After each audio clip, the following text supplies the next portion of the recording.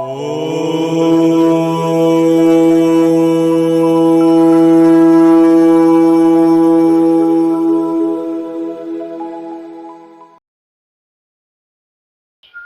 குருப்யோ நம. அனைவருக்கு நமஸ்காரம். முக்கியமா ஸ்ரீ கோகுலம் சேனல் அன்பர்களுக்கு அநேக ஊட்டின நமஸ்காரம். ரொம்ப அற்புதமா இந்த சேனலோட நிறுவனர் திரு பிரம்மஸ்ரீ கோகுல அண்ணா அவர்களுக்கு, ஏன்னா அற்புதமா இந்த சின்ன வயசுல இந்த அற்புதமான இந்த ஜோதிஷ வித்வத்தை கத்துண்டு நிறைய பேருக்கு எளிமையான முறையில அற்புதமான ப்ரிடிக்ஷன் சொல்றார். அதுல முக்கியமா இன்னைக்கு எனக்கு ஒரு சந்தேகம், அது நீங்க எல்லாரும் தெரிஞ்சுக்கணுன்றதுக்காக தான் அண்ணாவை நேரில் வந்து பார்த்து இந்த சந்தேகத்தை கேட்கறதுக்கு வந்தேன். அதை இப்போ இந்த வீடியோவை எடுக்கிறதுக்கு அவர் உத்தரவு கிடைச்சிருக்கு. என்னன்னா, நம்ம எல்லாருக்குமே நாகதோஷம், ராகு கேத்து தோஷம், ரெண்டு தோஷத்தை நம்ம பார்த்துட்டு இருப்போம். அது ரெண்டு தோஷத்தோட முக்கியமான பலன்கள் என்ன, அதோட தோஷம் இருந்தா என்னென்ன அறிகுறி இருக்கும் அப்படின்றத அண்ணா கிட்ட கேட்கறதுக்கு தான் வந்திருக்கோம். நமஸ்காரம் அண்ணா. நமஸ்காரம். இந்த ராகு கேத்து தோஷம், சர்ப்ப தோஷம்னு சொல்றேன், இது ரெண்டு தோஷத்தோட பலன்கள் என்ன, இந்த ரெண்டு தோஷம் இருந்தா என்னென்ன அறிகுறி இருக்கும், இல்ல ரெண்டு தோஷம் வேற வேறையா, அதை பத்தி கொஞ்சம் சொல்லணும். அவசியமா. எல்லாருக்கும் நமஸ்காரம். நம்மளுடைய ஸ்ரீ கோகுலம் சேனலுக்காக நீங்க உங்களுடைய சொந்த நேரத்தை விட்டுட்டு நமக்காக நம்மளுடைய சப்ஸ்கிரைபருக்காக நீங்க பேசுறதுங்கிறது பெரிய விஷயம். அதுக்கு ரொம்ப பெரிய நன்றி, சந்தோஷம். இப்போ நீங்க கேட்ட கேள்வி அப்படிங்கிறது நிறைய ஜனங்களுடைய மனசுல இருக்கிற கேள்விதான். திடீர்னு நம்ம ஜோசியம் பார்க்கணுன்றதுனால நம்ம ஆபீஸ்க்கு எனக்கு கேத்து தோஷம் இருக்குன்னு ஒருத்தர் சொன்னாரு, எதுக்கு என்ன ஏது அப்படின்னு கேட்பா.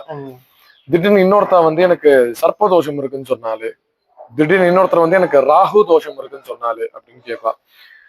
அப்படின்னா வேற வேற தோஷமா, இதுக்கும் அதுக்கும் என்ன சம்பந்தம் அப்படின்ற மாதிரி ஒரு சந்தேகங்கள் நிறைய பேருக்கு ரொம்ப வருஷமாவே அது இருந்துட்டு இருக்கு. அது ஜோதிட சாஸ்திரத்துல என்ன சொல்லப்பட்டிருக்கு அப்படின்னா, ராகு கேத்து இந்த ரெண்டு கிரகங்களுமே மற்ற கிரகங்கள் கூட சேர்ந்து இருக்கும்போது அது சர்ப்ப தோஷமா காணப்படுறது.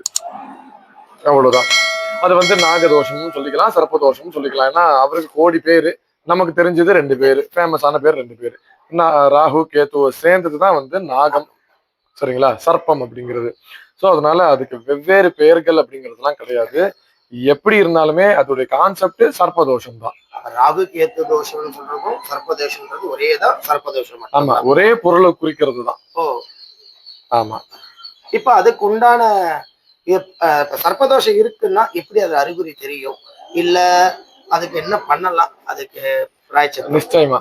இப்போ ஒருத்தங்களுக்கு ஒரு விதமான கர்மாக்கள் அப்படிங்கிறது உண்டு.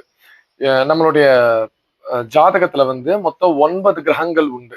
ராகு கேத்து சேர்ந்து 9 கிரகங்கள், நவ கிரகங்கள் அப்படிங்கிறது. அவால பேஸ் பண்ணிதான் நம்மளுடைய வாழ்க்கை அப்படிங்கறத நம்ம கொண்டு போக முடியும். ஏன்னா பிரம்மா விஷ்ணு மகேஸ்வரர் அவங்க மூலியமா தான் நமக்கு எல்லா விதமான நன்மைகளும் தீமைகளும் செய்யணும் அப்படின்னு அவங்களுடைய ஒரு சாஸ்திரம், அவங்களுடைய தர்மம். ஸோ அவங்களுக்கு ஃபுல் அத்தாரிட்டி உண்டு. நவகிரகங்களுக்கு நம்மளை எப்படி வேணா அவங்க ஆட்சியப்படுத்திக்கலாம். அந்த மாதிரியான ஒரு ஃபுல் பர்மிஷன் பிரம்மா விஷ்ணு மகேஸ்வரர்கள் அவங்களுக்கு கொடுத்துருக்கா. அதனால இந்த நவகிரகத்தை பேஸ் பண்ணி தான் நம்மளுடைய வாழ்க்கையே இருக்கு அப்படிங்கிறது ஒரு மெயின் சப்ஜெக்ட்.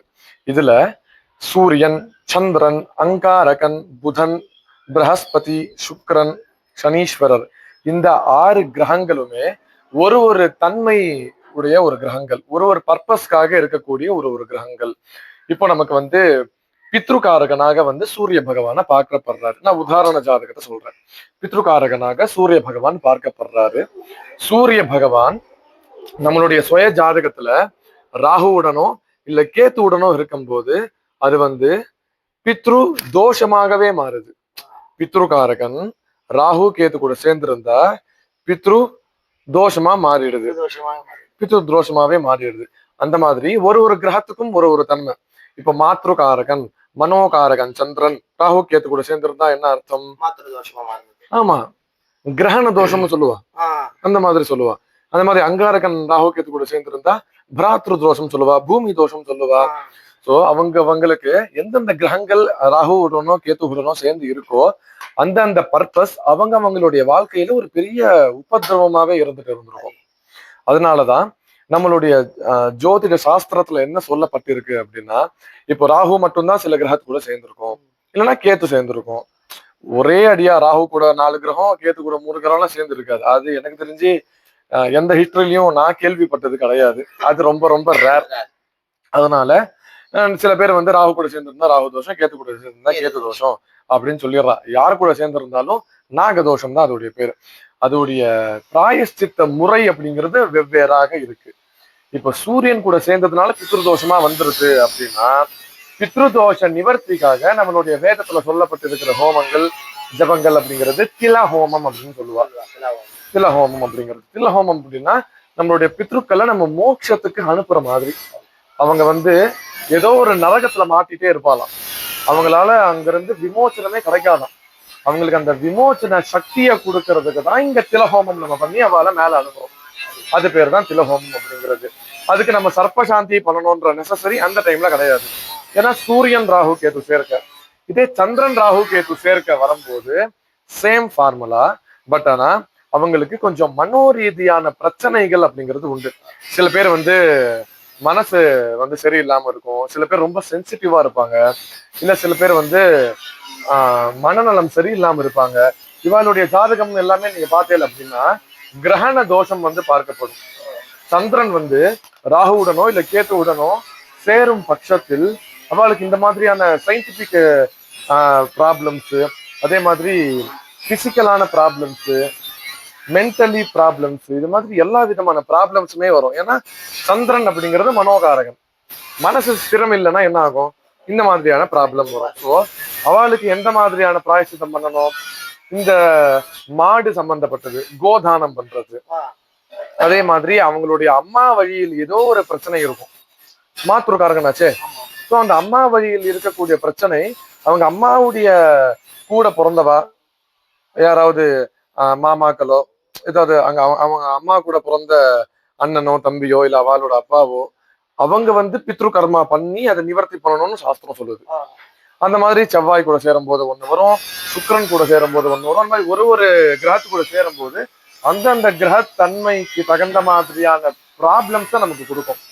இப்போ சுக்கிரன் கூட ராகுவோ கேத்துவோ சேர்ந்திருந்தா அவங்களுக்கு திருமண வாழ்க்கையே இருக்காது, அவுட், ஃபுல் அவுட் ஆயிடும். ஒன்னா கல்யாணமே நடக்காது, கடைசி வரைக்கும் பிரம்மச்சாரியாவே இருப்பா. இல்ல அப்படின்னா கல்யாண வாழ்க்கையில பெரிய பெரிய உபதிரவங்களா அவங்க வந்து அனுபவிச்சுட்டு இருப்பா. கல்யாணம் ஆனதுக்கு அப்புறம் பிரச்சனை இல்ல டிவோர்ஸ். அவங்களுக்கு ஒரு லைஃப் செட் ஆகாது, 4 லைஃப் பார்க்கணும், 4 தடவை லவ் பண்ணுவாங்க, 4 தடவை கல்யாணம் பண்ணிப்பாங்க, 4 தடவை டிவோர்ஸ் பண்ணுவாங்க. ஸோ அவளுக்கெல்லாம் வந்து வேற மாதிரியான பிராயசித்தம், அது பேரு ஸ்திரீ தோஷம்னு சொல்லுவா, ஸ்திரீ சாபம். ஸோ எல்லா தோஷங்களுமே மேக்சிமம் ராகு கேத்துவை பேஸ் பண்ணி தான் நம்ம கண்டுபிடிக்க முடியும். ஸோ பொதுவா ஒரு ஜாதகம்னு எடுத்தாலே சர்ப்பதோஷம் இல்லாத ஜாதகமே கிடையாது, சுத்தமா கிடையாது. நிச்சயமா ஏதோ ஒரு சர்ப்பதோஷங்கிறது யாராவது மாட்டிக்கிட்டு தான் இருப்பா. அதுல அவங்களுக்கு அது ஆக்டிவா இருக்கா இல்லையாங்கிறது அவங்களுடைய பூர்வ ஜென்ம புண்ணியம் பாபங்களுக்கு தகுந்த மாதிரியான பலன்களை நம்ம இந்த ஜென்மத்துல அனுபவிப்போம். அதனால இதுதான் வந்து அதோடைய பலன்கள். இப்ப இந்த சர்ப்பதோஷம் இருக்கு, இப்ப அதனால இருந்தா என்னென்ன தடைகள் ஏற்படுறத அவ உணர முடியும்? ஏதாவது இப்போ உதாரணத்துக்கு இப்ப சர்ப்பதோஷம் இருந்ததுன்னா நிச்சயம் கல்யாணம் லேட் ஆகும்னு நீங்க சொன்னீங்க. அந்த மாதிரி வேற ஏதாவது இருக்கா? இல்ல வேற ஏதாவது உண்டு உண்டு அறிகுறி காட்டும்? ஆமா ஆமா. இப்போ ராகுவோ கேத்துவோ 5ஆம் பாவம் வந்து குழந்தை பாக்கியமா பார்க்கப்படுற ஒரு பாவம். நம்மளுடைய லக்னத்துல இருந்து 5ஆம் வீட்டுல ராகுவோ இல்ல கேத்துவோ இல்ல புத்திரகாரகனாக இருக்கக்கூடிய குரு பகவான் ராகு கேத்து கூட சேர்ந்து இருந்தாலோ அவங்களுக்கு குழந்தை தடையாவே இருக்கும். அதுக்கு பிராயஷ்சித்தம் சர்ப்பத்துக்கு சாந்தி பண்ணா மட்டும்தான் அவங்களுக்கு அது கிடைக்கும். நம்ம என்ன, அதாவது அவங்களுக்கு வந்து பிராக்டிக்கல், அஸ்ட்ராலஜிக்கல், அதே மாதிரி மந்திரோபதேசம், இது 3மே கொலாப்ஸ் பண்ணி பண்ணாதான் ஒருத்தனால வாழ்க்கைய வாழ முடியும். இப்போ நான் சர்ப்பசாந்தி பண்ணிட்டேன், எனக்கு உடனே குழந்தை பிறந்துருமா? அந்த சாமியார் வந்து என் கையில பழம் கொடுத்துட்டாரு, இப்ப நான் சாப்பிட்டேன் எனக்கு குழந்தை பிறந்துருமா? அந்த மாதிரி கதை இது. அப்படி கிடையாது. நம்ம என்ன பண்ணணும், அதுக்கு தகுந்த மாதிரி பிராக்டிக்கல் லைஃப்லயும் அதுல அப்ளை பண்ணணும். பூஜை பண்ணிட்டோன்றதுனால அடுத்த நாள் கர்ப்பம் ஆக முடியுமா? பூஜை பண்றதுனால அதுல இருக்கிற கர்மாக்களை நம்ம கம்மி பண்ண முடியும். அந்த கர்மா கம்மி ஆகிறதுனால குழந்தையோடைய அந்த பர்பஸ் கொஞ்சம் ஆக்டிவ் ஆகும். அது ஆக்டிவ் ஆகும்போது பிராக்டிக்கலா பண்ணக்கூடிய சில சமாச்சாரங்கள், சில மருந்து மாத்திரைகள் நம்ம அதை எடுத்துக்கும் போது அப்போ அது கேட்கும். ஆமா ஆமா. அதனாலதான் வந்து சில பேர் வந்து அது பண்ணிட்டா அது சரியா போகுமா அப்படின்ற மைண்ட் செட்ல எதுக்கு அது தேவையில்லாம பண்ணணும். சில பேருக்கு வந்து ஃபைனான்ஸ் யோசிச்சுட்டு விட்டுருவா, சில பேருக்கு நம்பிக்கை இல்லாம விட்டுடுவா. பட் ஆனா இது நம்பிக்கையெல்லாம் தாண்டின ஒரு விஷயம். இது செஞ்சா நடக்கும்ன்றது, இது அது வந்து யாராலுமே அது வந்து நோ அப்படின்னே சொல்ல முடியாது. ஸோ நான் பர்சனலா நானே அதை வந்து ரியலைஸ் பண்ணியிருக்கேன். அதனால நிறைய பேருக்கு எனக்கே நான் பண்ணியிருக்கேனே அது விடுங்களேன், எனக்கே நான் அது பண்ணி எனக்கே நிறைய விஷயம் எனக்கு சக்சஸ் ஆயிருக்கு. நிறைய பேருக்கு நான் அதை பண்ணி வச்சு அவளுக்கும் அது வந்து சக்சஸ் ஆயிருக்குன்ற போது என்னால அதுக்கு நோ சொல்லவே முடியாது. அதுக்கு யாராவது வந்து இல்ல அப்படின்னு ஒரு அப்சஷன் தெரிவிச்சாங்கன்னா எனக்கு அவன் மேல வந்து கோபம் தான் வரும், சங்கடம் தான் வரும். நீங்க பண்ணாம அவ நீங்க ஏதோ ஒரு சொல்லக்கூடாது. அஞ்ஞானத்துல இருக்கா அவ்வளவுதான். ஆமா அப்படி சொல்லிட்டு நான் விட்டுறது. உங்களுடைய கர்மா, உங்களுக்கு இன்னும் அந்த கர்மா வினைய கம்மி பண்ணல. பகவான் correct. எங்கேயாவது சுத்திட்டு வாங்க, கடைசியில வருவீங்க, இல்ல அப்புறம் வந்துதானே பாருங்க. ஆகணும். அப்படின்ற மாதிரி விட்டுறது. ரொம்ப சந்தோஷம். அப்போ சர்ப்பதோஷன்றது ரொம்ப பிராதானியம். நிச்சயமா அதை பார்க்க வேண்டிய ஒரு விஷயம். அதுக்கு என்ன விதமான பரிகாரம்? இப்ப நீங்க ஒரு 30 வயசுக்கு மேல ஜாதகமே பார்க்க வேணான்னு சில பேர் ஏதோ சொல்றாளே, அதெல்லாம் உண்மையா? இல்ல அவ சர்ப்பதோஷம் இல்ல பண்றனால விரக்தியா? என்ன காரணம்? ஏதா இருக்குமா? எவ்வளோ வயசுக்கு மேல ஆனாலும் ஜாதகம் கம்பல்சரி நீட். அது ஒரு பெரிய டூல் நமக்கு. அந்த டூல் இல்லாம நம்மளோட லைஃப்பை நம்ம வந்து ஒரு டிசிஷனை எடுக்க முடியாது, எடுக்கவும் கூடாது. அப்படி எடுத்தோம் அப்படின்னா அது ஒரு பெரிய கிரிட்டிக்கலான சுச்சுவேஷன்ல போய் நம்மளை மாட்டி விட்டுடும். ஸோ இப்படி ஒரு கைடன்ஸ் டூல் நம்ம கையில வச்சுக்கிட்டு நம்ம இதெல்லாம் பார்க்க வேணாம் அப்படின்னு சொல்றது வந்து ஒரு கரெக்டான வழி அப்படிங்கிறது கிடையாது. எவ்வளவு வயதானாலும் எந்த மாதிரியான நிலைமை இருந்தாலுமே கம்பல்சரி நீங்க வந்து ஜாதகம் பார்த்து அது கூடிய பிராயஷ்சித்தங்களையும் பரிகாரங்களையும் செஞ்சுக்க வேண்டியது ரொம்பவே வந்து கம்பல்சரியான ஒரு விஷயம். இன்னொரு அற்புதமான ஒரு சந்தேகம். இது நிறைய பேருக்கு இந்த சந்தேகம் பயனுள்ளதா இருக்கும்னு நினைக்கிறேன். இப்போ ஒரு பொண்ணுக்கு சர்ப்பதோஷம் இருக்கு. 24 வயசு ஆறுது. அந்த பொண்ணுக்கு விவாகம் பார்த்துட்டு இருக்கா. பையனுக்கும் அதே சர்ப்பதோஷத்துல இருக்கிற தோஷம் தான் செட் ஆகுமா? இல்ல சுத்த ஜாதகம் பண்ணா நல்லதா? இல்ல அந்த மாதிரி பண்றதுக்கு வாய்ப்பு இருக்கா? எது உச்சிதம்? எது யதார்த்தம்? யதார்த்தத்தை தான் நம்ம எடுத்துக்கணும். உச்சிதம்லாம் இந்த காலத்துல பார்த்துட்டு இருந்தேன் அப்படின்னா 40 வயசு ஆனாலும் 50 வயசு ஆனாலும் கல்யாணம் நடக்காது. ஸோ அதனால யதார்த்தத்தை நம்ம மெயினா எடுத்துக்கணும். நான் ஃபர்ஸ்ட் சொன்ன மாதிரி ரியாலிட்டி அதை எடுத்துக்கிட்டு நம்ம இதே மாதிரி ஜோஷத்துல இருக்கிற ஜாதகம் பார்க்கணும் அப்படின்னா எவ்வளவு வருஷத்தை நீங்க பாப்பீங்க? நீங்க சொல்லுங்க.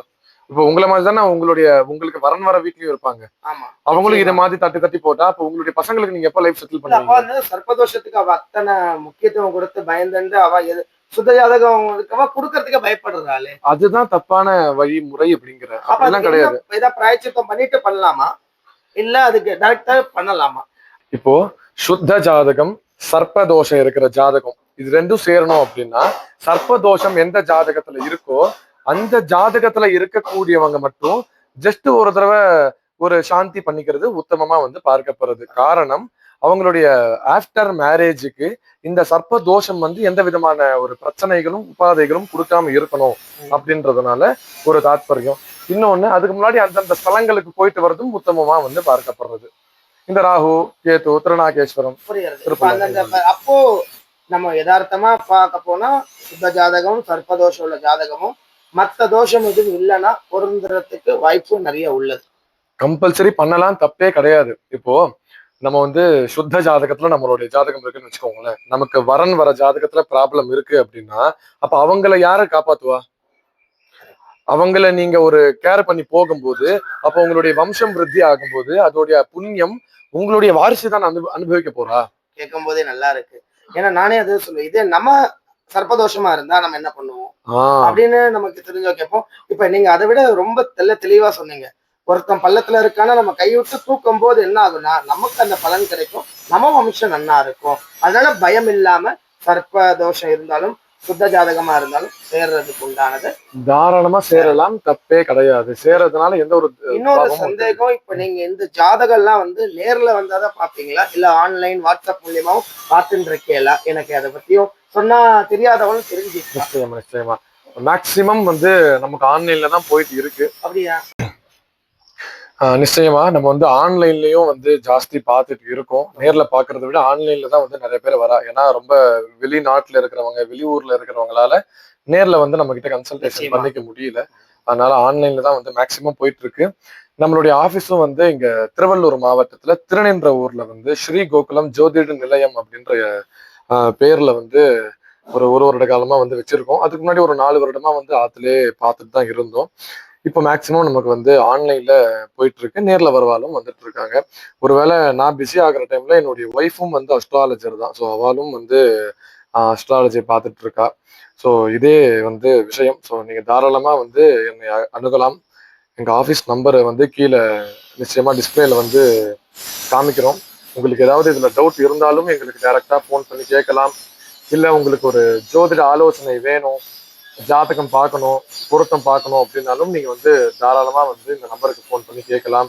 அதே மாதிரி ரொம்ப வருடமா வந்து சிறந்த முறையில பெரிய பெரிய யாகங்கள் ஹோமங்களும் வந்து செஞ்சுட்டு இருக்கோம். என்ன ரீசன் அப்படின்னா வந்து சின்ன வயசுல இருந்து நாங்க எல்லாருமே வந்து பாடசாலையில வேதம் படிச்சுட்டு, ஸோ வேதம் அப்படிங்கிறது வந்து பொதுவா எல்லாரும் இருக்கிற மாதிரி நார்மலான, இப்போ திடீர்னு கிணத்துல குதிச்சுட்டு நானும் அர்ச்சகர் அப்படின்ற மாதிரிலாம் சொல்லாம சின்ன வயசுல இருந்தே ஒரு 7 வயசுல இருந்தே பாடசாலையில படிச்சுட்டு 15 வருஷம் அதோடைய கோர்ஸை முடிச்சுட்டு குருகுலத்துல இருந்து முடிச்சு அதுக்கப்புறம் வெளியே வந்து அஸ்ட்ராலஜி கத்துக்கிட்டு ரெண்டுமே கம்பைன் பண்ணி ஒரு சுவாமியோட அனுகிரகத்துல நல்லபடியா வந்து பார்த்துட்டு இருக்கோம். அதனால ஏதோ ஒரு வாக் சித்தினால எங்களுக்கு வந்து ஒரு நல்லபடியா கடவுள் கொண்டு போயிட்டு இருக்காருன்னு நினைக்கிறேன். அதனால நிச்சயமா நீங்க எல்லாருமே உங்களுடைய ஜோதிட ஆலோசனைய எங்ககிட்டயும் வந்து பார்க்கலாம் அப்படிங்கிறது என்னுடைய சங்கல்பம். ரொம்ப சந்தோஷம். ஏன்னா அற்புதமா இந்த சர்ப்பதோஷத்தை பத்தி சொன்னீங்க. இன்னும் மேலும் நிறைய வீடியோல இத மக்கள் தெரிஞ்சுக்கிற ஆசைப்படுறாங்க. எனக்கும் இன்னும் நிறைய செவ்வாய் தோஷம், இது மட்டும் இல்லாம வேற என்னென்ன பரிகாரங்கள் தோஷங்கள்லாம் இருக்கு, அதான் எப்படி இருக்கும்ன்றத இன்னும் நிறைய வீடியோல நீங்க சொல்லணும் என்னோட ஆசை. ரொம்ப சந்தோஷம். சேனல் நண்பர்கள் அனைவருக்குமே நமஸ்காரம். நிச்சயம்.